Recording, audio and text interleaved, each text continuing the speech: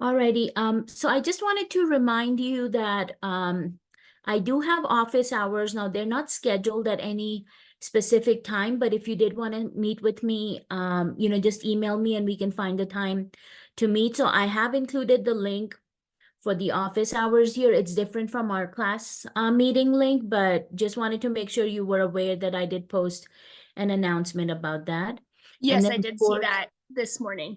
yeah, okay, good. Yep. And then, of course, we're working on chapters 7 and 8 this week. So, last week we had talked about binomial probability distribution, and this week we're kind of building up on that and we're getting into the normal probability distribution. Now, you Okay. guys had a little bit of introduction to this in chapter 3, where we talked about the empirical rule and the z-score. So actually, a lot of that will be coming back into chapter 7. Hey, Rachel. Hey there. Hey, so that's basically what you'll be working on in this chapter is the normal probability distribution, and then you look at sampling distributions in chapter 8. As I was mentioning earlier, you're not having any discussion posts this week.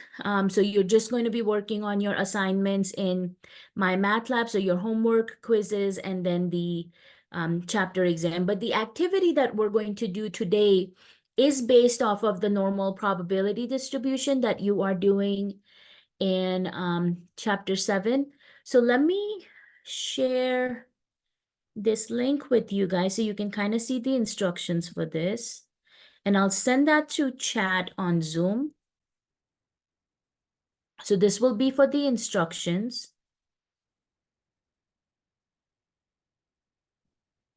And then I'll share this other link, which will be for the spreadsheet we'll be working on. So you should see 2 links coming through chat on Zoom.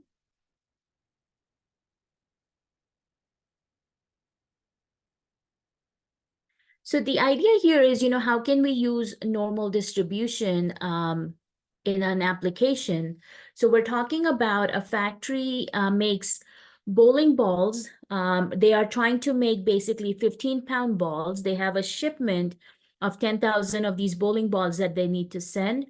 So they're saying bowling balls that are less than 14.9 pounds will be considered too small to use. So they want to make sure, they are making as close to that 15-pound mark as they can. So they want to make sure proper bowling balls are being made, but obviously they don't want to test all 10,000 of them. So that's kind of where that idea of the sampling comes again, right?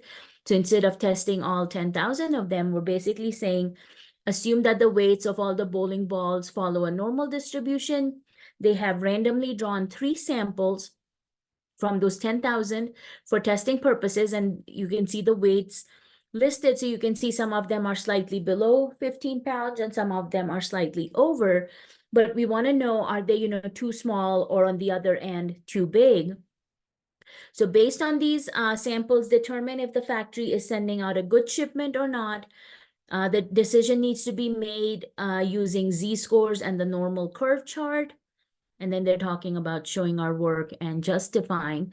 So I've actually taken these 3 samples and copied it over into our spreadsheet. So that was that second link I sent you guys. So our goal here is to see, with these 3 samples, are we too small or too big, or is our shipment, looking good? Are these balls good to go? So the first thing we actually need to come up with before we can use the z-scores, and on the right-hand side of that spreadsheet, you can see the z-score calculation. So that's where you take your data value, subtract the mean from it, and divide it by your standard deviation. So we need to figure out what is the mean and the standard deviation, for those 3 samples that we have pulled out of our 10,000 bowling balls. So any thoughts, ladies, on what our mean might be in this situation? What are we aiming for in terms of the weight of the bowling balls? 14.9 or 15. Right. So they're saying, and if you go back to the instructions, you'll see they're saying they're trying to make 15-pound balls, but anything lower than 14.9 will be considered small. So yeah, that 15 is actually going to be our mean for the samples that we are collecting over here, because we want them to be as close to 15 pounds as possible. Now, standard deviation is actually going to come from that information of 14.9. So we're basically saying if anything is less than 14.9, it's going to be too small. So in that same way, what do you think the weight should be for the bowling ball to be considered too big? On the other side, what would it look like if we're saying 14.9, less than 14.9 would be too small? What do you think the other side should be? Wouldn't it be 15.1?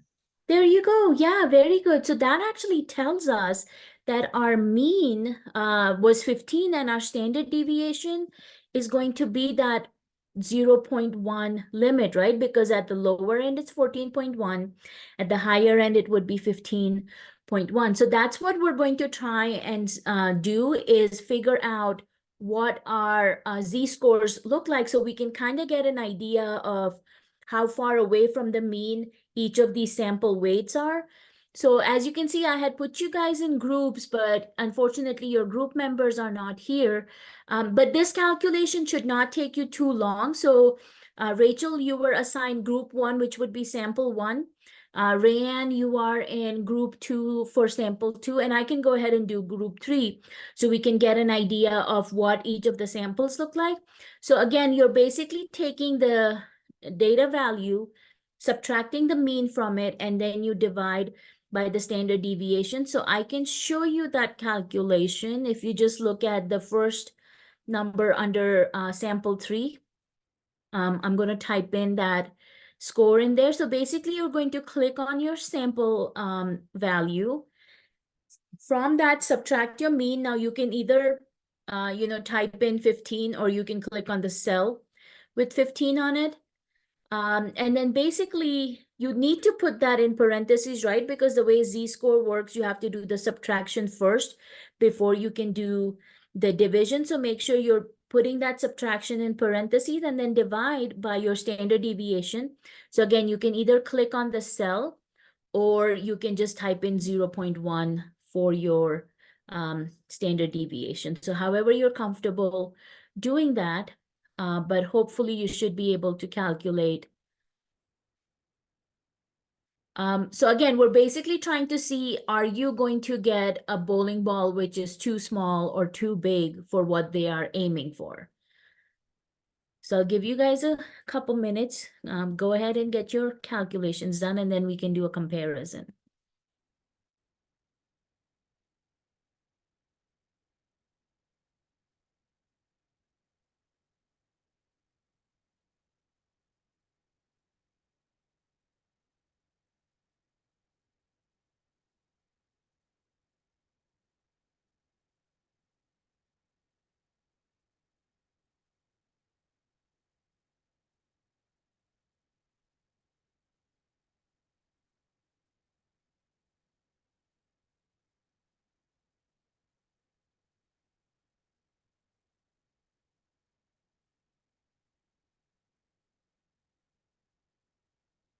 Okay, that's looking good. I can see both of you working there. So yeah, again, you can see the formula, just in case you needed it, is on the right-hand side of your spreadsheet next to the weights and normal distribution table.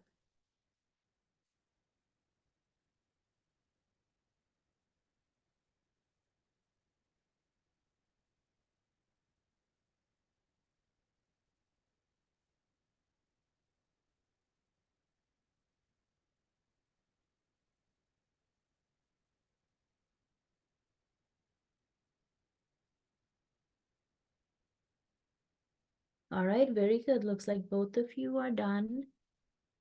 So it looks like only, I'm just comparing here. Sample 1 looks like there was only one of those values which gave you exactly 1 as your z-score, right? So that actually tells you you were right at that maximum limit of 15.1 pounds, because all of the others, you're kind of between -1 and +1.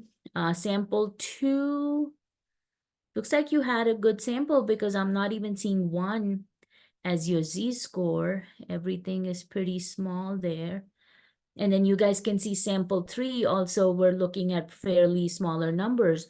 So it actually tells us that we have some pretty good samples over here, because remember, the z-score is basically the value that tells you how far away from the mean you are. So a z-score of 1 tells us you are actually 1 standard deviation away from the mean, which puts you right at that 15.1 mark. But everything else is smaller than that. So it looks like, we're doing pretty good on our samples over here. So just based on that, what kind of conclusion can you draw in terms of these bowling balls? Do you think the factory is doing a good job of maintaining their balls to be between 14.9 and 15.1 pounds? Yes. Yeah, because like I said, there was just one single ball that even reached right at 15.1, right? Everything else was below that. Now, if we had seen a z-score which was larger than 1 or smaller than -1, then that's when we would know we are on either side of 14.9 or 15.1. So that's where it would have been a concern. So actually, guys, for the mean and standard deviation for sample 1, sample 2, and sample 3, we were actually going to calculate that because we just wanted to know for each of the samples what was its own mean and standard deviation. So remember, you can use the average built-in function to calculate the mean. And then in this case, since you're looking at samples, you would be using the standard deviation with the .s function, right, for your sample. So again, if you look at each of your samples, we should be able to get what the mean and standard deviation should be. So I'll do the sample 3-1 and let's see what individually each of these averages come out to be.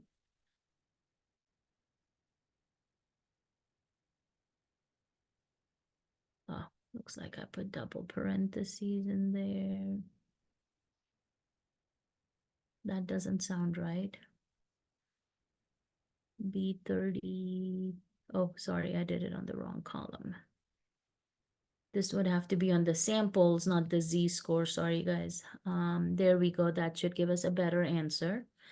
And then remember, as I said, for standard deviation, make sure you're using the .s function for the samples.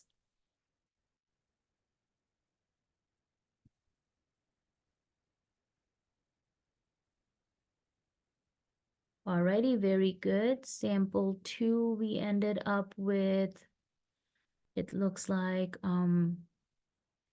15.011. So yeah, not too bad. Standard deviation, you had 0.0138. So yeah, pretty small there.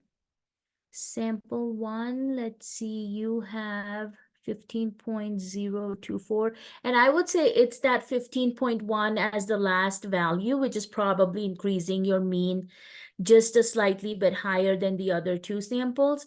But then your standard deviation still is pretty low because you're at 0.04. So you can see for both, well, actually all 3 of the samples, we didn't even get close to 0.1 as our standard deviation, right? I mean, fairly small. And you can see that mean is still staying pretty close to 15 pounds.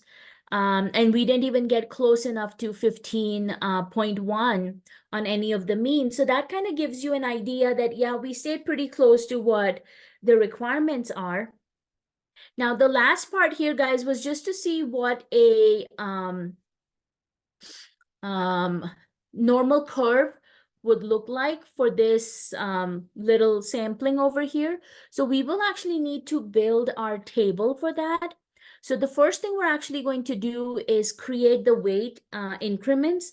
So we know our mean is supposed to be at 15 pounds. So that's, of course, where the peak of the normal curve is going to be at.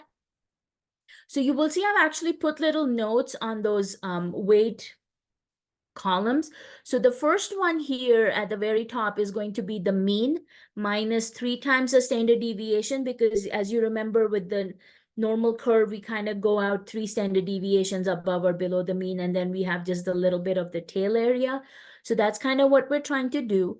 So we're going to take our mean of 15 pounds, and from that, we are going to subtract 3 times the standard deviation of 0.1. So that will, of course, come out to be 14.7 pounds. And then at the very maximum end of that table, it's going to be the same thing, but three standard deviations above the mean. So again, you'll take 15 plus 3 times the standard deviation of 0.1, which will get us to the maximum value of 15.30. So now the idea is we need to go from 14.7 to 15.3 in like even increments.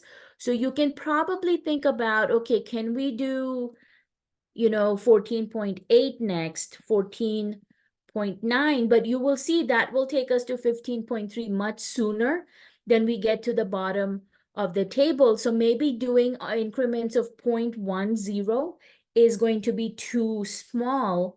Or actually, in that sense, will probably be too large. So that's not going to work out. So how do we go from 14.7 to 15.3? I think, what if we did in increments of 0.5? So if we did 14.75, 14.8. Okay, hopefully this should give us enough to get to the bottom, 14.90, 14.95. That would be right at 15. So that should be our mean. And you can see that did get us halfway through. So I think this will work out. So we can do 15.05, then 15.10, 15.15, yeah. 15.20, and there you go, 15.25, and that would bring us to 15.30. So just, kind of see what would be a good consistent way to get there. Now, remember, this is basically where we wanted to be at, between 14.90 and 14.10, because that was our 1 standard deviation below and 1 standard deviation above the mean. And so anything beyond that would be, the bowling ball would be too small or too large. And it looks like from our z-scores that we stayed within that range of 14.9 to 15.10. But yeah, let's take a look at what our normal distribution curve would look like. So you will see in that purple, I've actually put down how we can calculate normal distribution. So you take your data value, your average, your standard deviation, and you put it together. And then for that last argument, we're going to say false. So we're going to use the norm dot distribution function. And in this case, we're actually using the weights that we came up with in our table. You're not going back to the samples for this. So I'm going to use for that first one, 14.7. And then our mean was what we started out with, 15 pounds. Standard deviation was 0.1. And then, of course, like I said, for that last argument, we're just going to say false. And that should actually calculate what our normal distribution value would be, because the other thing would be to go to the standard normal distribution table. And I don't know if you guys have had a chance to look through your textbook or not, but if you have not, then this might be a good practice for you to see how the built-in normal dot distribution function works. And then you can compare that with the textbook formula. And, as I always say, find the easier way that works for you, right? To do your calculations when you guys are working through homework. So how about this? Ran, you can work on 14.75 to 14.95. I just want to give you guys a practice. Rachel, you can do 15.05 to 15.25, and I'll go ahead and fill in the gaps for the other ones. So just want to make sure you guys get a little bit of practice with this.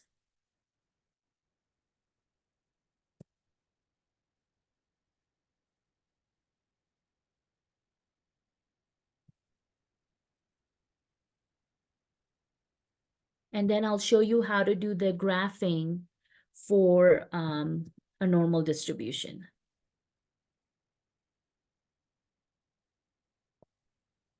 So again, remember the first argument will be your weight, the data value, then your mean, standard deviation, and then for the last one, we'll say false. Wait, should we be doing ours from our sample? No, from the table itself. So the weights that we came up with for the 14.75 to 14.95. Okay, perfect. And then are we Yeah. using our mean or? No, you are going to be using for the entire sample. So that's the 15 and the 0.1. Okay, perfect. I just wanted to make sure I was doing it right because I was like halfway through. and I Yeah. was like, oh, So no. now, no, this one we're not focusing on individual samples. We're looking at the whole shipment as one whole quantity. Okay, thank you. Yeah, you're welcome. All right, very good. Excuse me.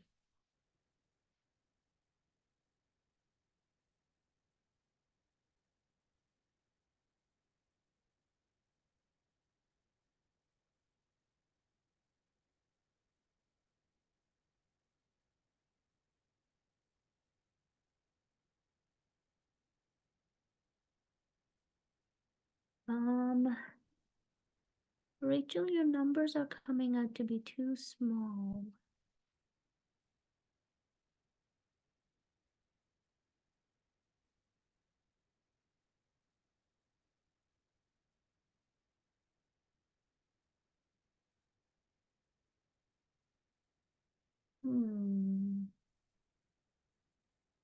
Let me see. 352,065. Okay. 241,971.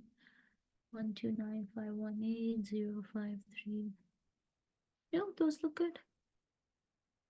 Okay, and then Rayanne, you have 17528, 53991, 1.29518.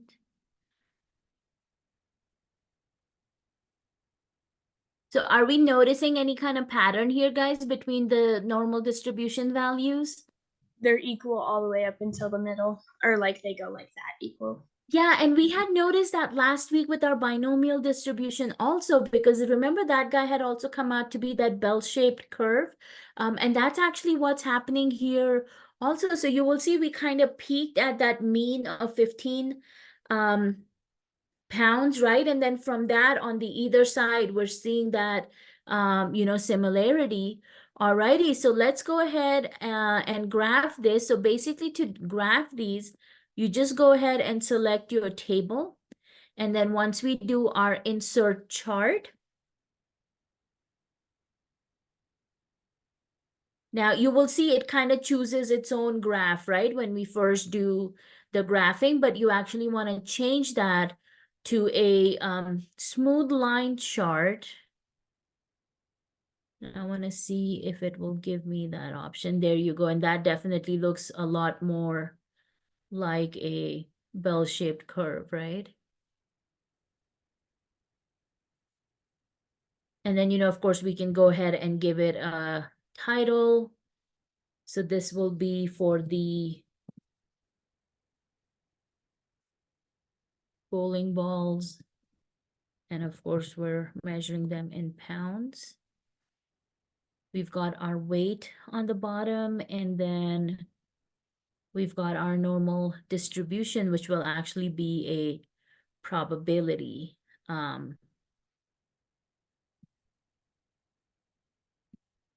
So we can say these are probabilities.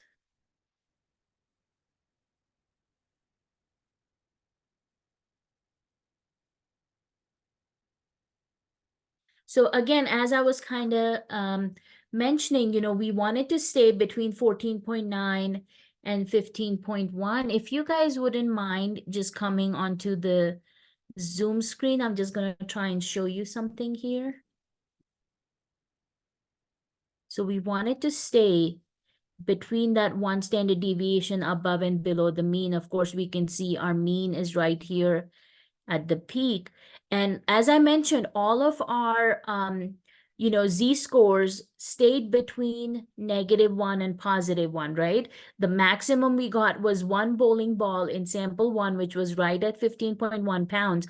So that tells us that, yeah, we stayed between these two values and we have a good shipment. And that's kind of where, I like this example because now we're tying in how we do sampling with actual research, right? So this basically tells us, because imagine how time consuming and tedious it would be to try and weigh 10,000 balls, right? I mean, what kind of company has that kind of time to sit and weigh each shipment? It's not practical, right? And it would be expensive for the people also. So sampling works a great way. And, they took 3 samples. Now, of course, they didn't tell us how they came up with the samples, but the idea is they definitely have a good production. And this is something they actually use in a lot of different companies. So think about, if you're doing bag of chips, they can be snack size or, party size or whatever it may be.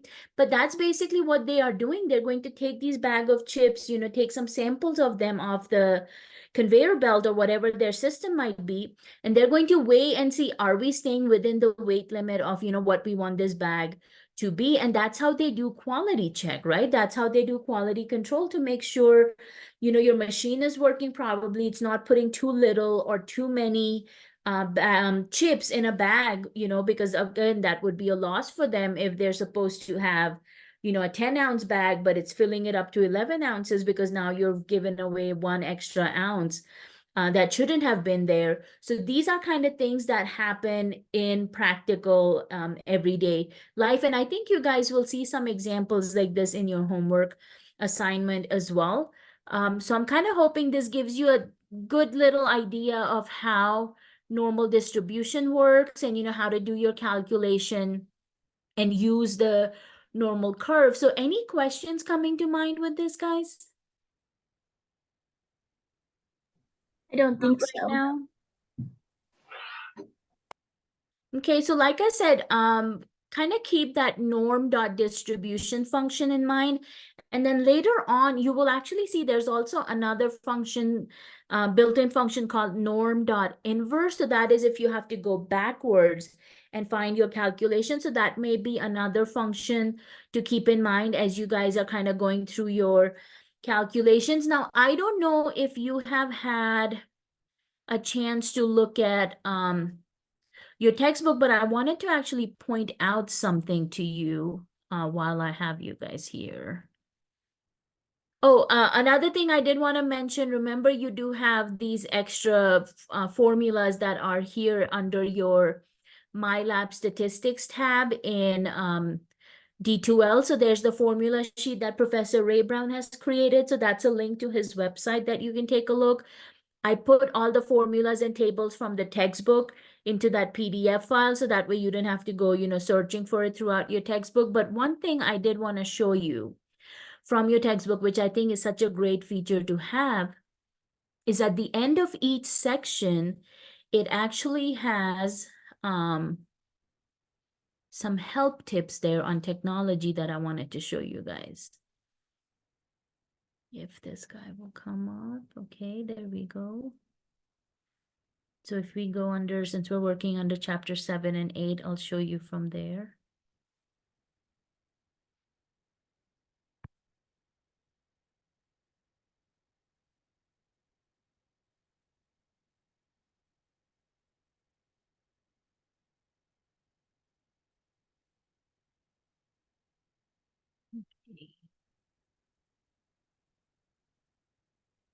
So yeah, what we talked about with that norm dot distribution function was basically that area under the normal curve. And like I said, this is, some of it is something you have already seen in chapter 3, but this does kind of bring everything back together. Where is that?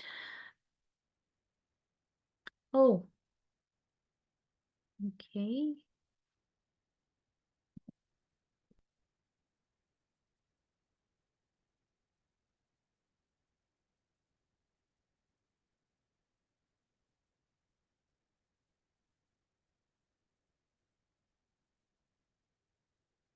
There we go. So this is what I wanted to show you. So it's called the technology step by step. So it shows you with different calculators. But what I like about this is it actually does show you the built-in functions for like Excel. And then we'll start doing StatCrunch from next chapter onwards. But basically you can see it shows you that you can use the norm dot distribution function. And then it's talking about using that norm dot inverse function. So, anytime you get stuck, just kind of go to your textbook. And like I said, at the end of most sections, it will actually show you some instructions on how to use technology. So, Excel and Google Sheets and Excel functions are very similar. So if you see Excel, you can use them in Google Sheets as well. Because I don't know if everybody has access to Excel or not, but Google Sheets is available to you guys through the college. So that would be another great place to, look for help. So I didn't know if you guys had, seen that with the other chapters or not, but it's there for each chapter.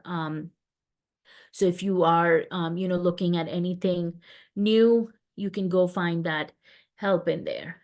So yeah, and normal distribution is something that really does pop up if you guys, read like different articles. Like USA Today is really good about sharing a lot of like statistics, polls, graphs and that kind of thing. And a lot of times you will see that they will talk about if something has been normally distributed or not. And when we're talking about normal distribution, this is the kind of thing that we are talking about, something that can be applied to, your average weights, heights of people is normally distributed. A lot of times we talk about birth weights for babies, that also kind of falls into this same category. So you will see a lot of different applications for normal distribution. So as you are going through your homework for chapter 7 and 8, kind of keep this in mind. And again, guys, I think Rachel, you were not here when I talked about it. So I don't have particularly assigned office hours, but anytime you want to meet with me, just let me know and we can find a time to meet. If you get stuck and you just want some extra help, I'm here. Of course, we also have tutors on campus, guys. So if you happen to be in the Greeley area, you can do face-to-face tutoring, or they are also available through Zoom. So, because I do know as we are kind of getting towards the end of our chapters over here, they do get a little bit more intense, a little bit more involved. So, if you find yourself that you are stuck, don't hesitate to reach out to me or tutors. We actually also have tutoring available on Sundays. So, if you do need help, if that's kind of the day you are working through your assignments and trying to wrap them up, we do have a couple hours of tutoring available on Sundays. Also, if you need to reach out to the tutor for that. Any other questions coming to mind, guys? I mean, this was a pretty quick activity, but I just wanted to make sure you guys were, working with normal distribution this week. Anything else you guys have on your mind? Any questions? I don't think so. Okay. Rachel, if you get a chance, go ahead and shoot me your email to request for the password so that I can get that out to you. So yeah, if you guys have no other questions, that was our lesson for today. I'll be happy to stick around and answer any questions, but if not, you guys are good to go for today. Thank you so much. Yeah, you're you. welcome. Thank you. Take care. Be Bye. careful, guys. Bye.